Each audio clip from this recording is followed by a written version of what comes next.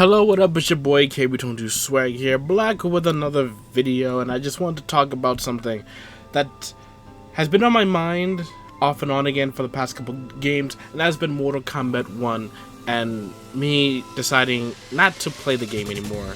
But every single week I've just been hearing more and more about the game, and it's just kind of at the point where I agree. Now, before people say anything, I did not buy this game. I got it for a gift on my birthday, which is November 1st, and the only money I put into this game was buying Omni-Man. That's it. I didn't buy the pass, because I didn't care. I wanted to see how fun it was. And I think Omni-Man's pretty fun. I have no problem with the gameplay in MK1. I have no problem. If anything, I actually like the gameplay in here. It's absolutely fun. I like it. I think it's pretty cool. But I can't lie and just look and just be like, hey, there's definitely some problems with the game. Let's just start with the get-go. Let's just start with the biggest problem with this game that everyone keeps complaining about, and I want to just shut this down. Is obviously the store. The store is expensive for no reason. No matter how much you jump it down, all of these cost real money. You can try your very hardest going through invasions, but you're not guaranteed to get any of them, or you're not guaranteed to get the ones you like.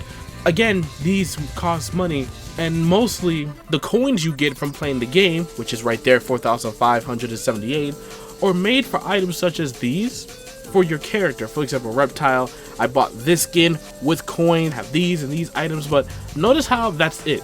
These are the only 4 or 6, my bad, in the actual slot for him. And whether you like it or not, these are not the best items in the game. These are mostly just reskinned colors, because this is normally Li Mei. But when you think about this, quickly, it's her original outfit like this, but just her vampire body is basically her vampire body at that point. It just doesn't matter. So while these are cool, and you can easily purchase them with no money, like I just did here, nothing bad, you just spend some money on it, it doesn't really feel worth it. It doesn't really feel like you're getting as much as you bargained for, as much as you want with just the game. So you must be thinking, okay, that's it. No. The actual skins are things like the Sub-Zero, Deadly Alliance Sub-Zero skin.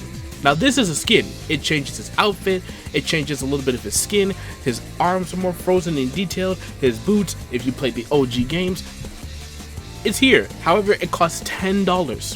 $10 for this. It also costs $10 for Omni-Man's voice to be playing all the time, saying round 1, fatality, flawless, all of that. Then you also have a bunch of other stuff like this, which is, oh, for perfect example, here's Katana.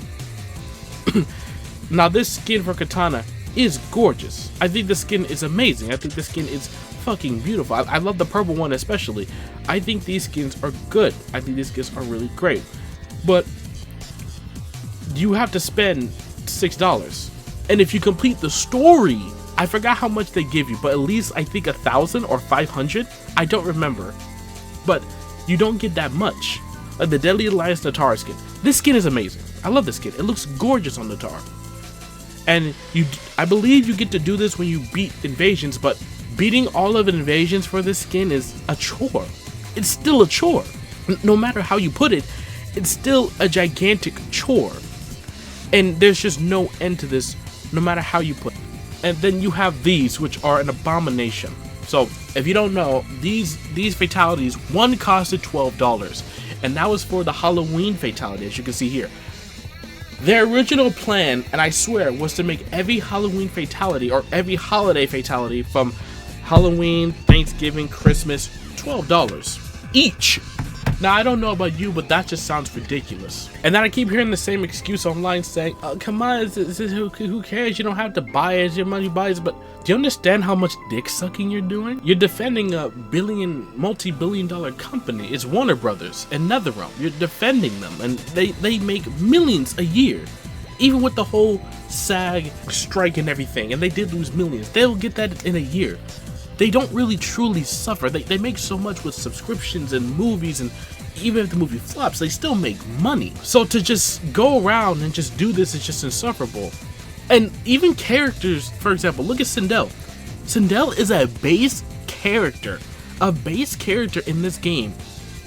And her voice is $10 for the announcer pack. That makes no sense. You get so many of these things, and it's just cost behind money. And even if you do have to pay for these, $12 for a fatality sounds ridiculous. I argue they would have made more money giving this.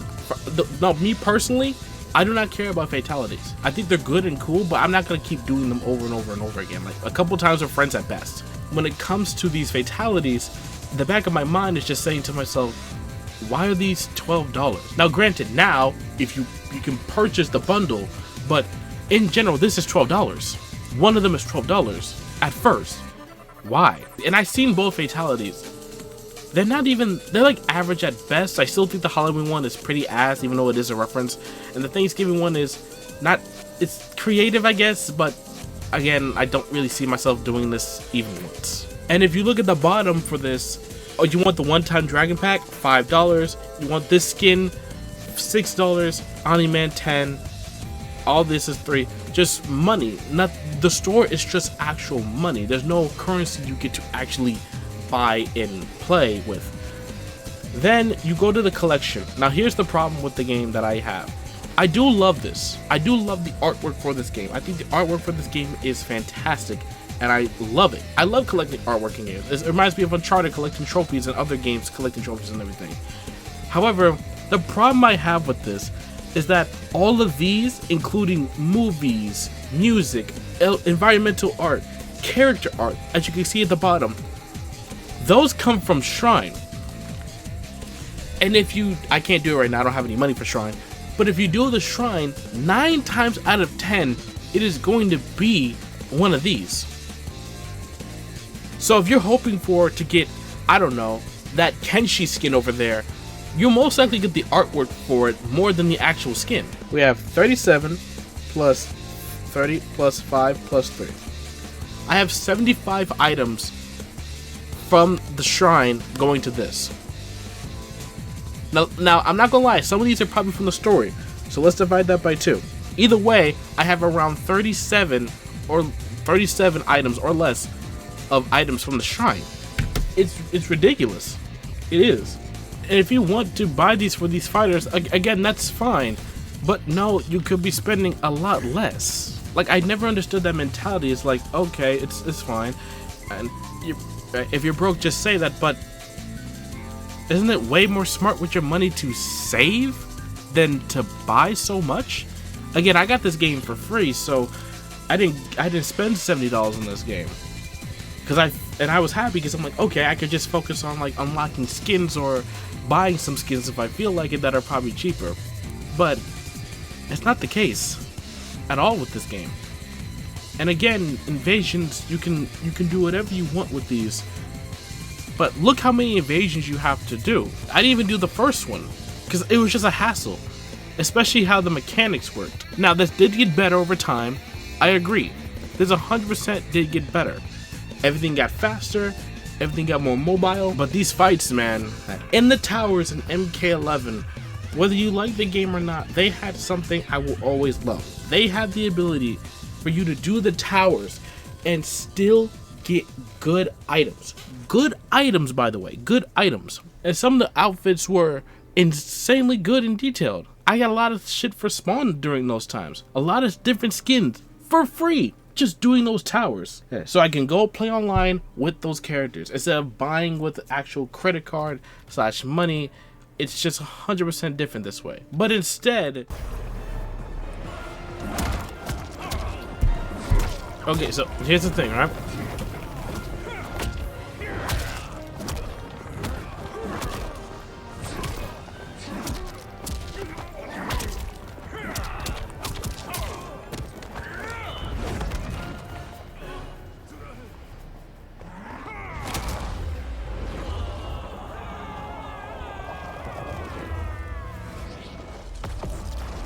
So you do Omni-Man story, you speedrun it, you do it easy.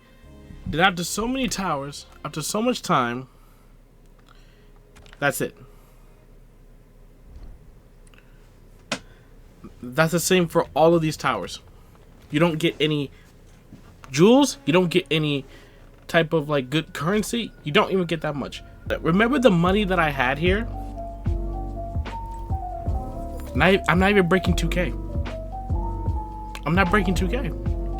Alright, speaking of reward, this is something I want to talk about, and this is something I constantly want to talk about for a very long time. The training mode. I do admit that in the beginning it was worse, but it barely cranked up the notches a little bit. For example, they finally added move lists, so you can like have a bunch of moves on the screen. You have them here. I think that's good. Should have been in the game day one, but hey, we waited a month, whatever. You can actually now change your cameo. I think it's in player settings. Yeah, you can change your cameo now, which I think is great. I think changing your cameo is great now. I prefer changing your character also in this slot too, but okay. I still prefer, this is the most tedious, and I know it's a nitpick, but this is the most tedious thing in the game.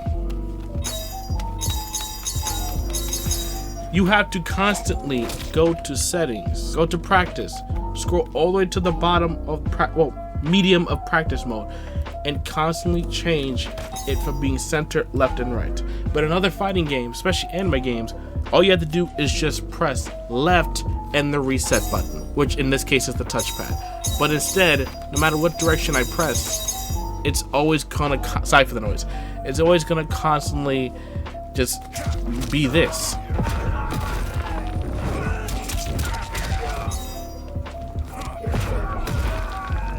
Like, I can excuse the old games, but for 2023, it's pretty fucking ridiculous. There's no crossplay. Things are locked behind paywalls. Things that should be in the game since the jump are not here. Prize pools being minuscule. To me, it's just not a good game that I really enjoy as much right now. And I'm just gonna make a change. I'm not gonna be playing Mortal Kombat anytime soon on the channel. I may have to uninstall this game, because this game is a lot of storage, and I barely play it as much as I want to, because this game feels, I think the gameplay is fine though. The gameplay, everything about it is fantastic.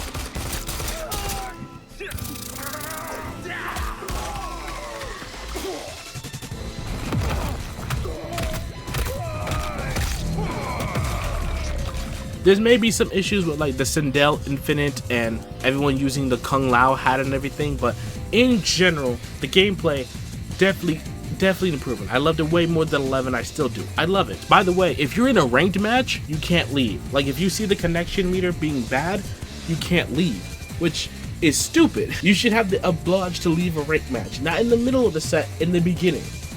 It's annoying, but when your character or your opponent has 300 MS, there's no physical way I'm clicking yes to this. I realized that last second, like, I can't leave these matches. I had a bunch of connections where I realized I can't leave this. I have to close the game and start over. In my opinion, this game is, to me, half-baked. It's not fully done yet. It's not fully done. There's a million things I can list right now, which I'll probably put in this video, that's wrong with this game, and we're not even close to getting it fixed for like a very, very long time. I wish the best on it in the future, and I really do wish the game was great to the fullest potential, because I think this game looks great. I think it looks fun. I think it absolutely fucking kills. But NetherRealm has to step up their game. They really do. They have to step up their game a lot, because right now there's really so much you could fix easily. That's not gonna take a minute of your time. Just fix a bunch of shit easily. Have us cancel matches. Have us train while matches are playing in the background. Cross-play. Cheaper prices on the stores. Hell, some of the shit should be free in my opinion. Or like, I wouldn't even mind if the skins cost like 25,000 coins. And you have to grind invasions or play towers or play online a lot to get 25,000 coins and purchase that. Do you know how amazing that would be? It will make people play the game more. In conclusion, until these problems are at least addressed or fixed, I am probably gonna play the game way less. So I'm sorry if you like the Mortal Kombat content, I really do too, but I only have one friend that I'm playing with. As you can tell, is King. King is the only person I'm playing with, and we feel kind of weirded out of the game, trying to do whatever we want. Like I said, I got this game for free, and the only thing I bought was Omni-Man, because I love Omni-Man. Is $8 too much for this character? You can say yes, and I won't even be mad at you. But I'd rather pay $8 for a character than $10 just to hear his voice. with $8, I'm getting him, his fatal blow, his fatal blow, 2 fatalities, I don't know how many brutalities this man has, and a bunch of other stuff.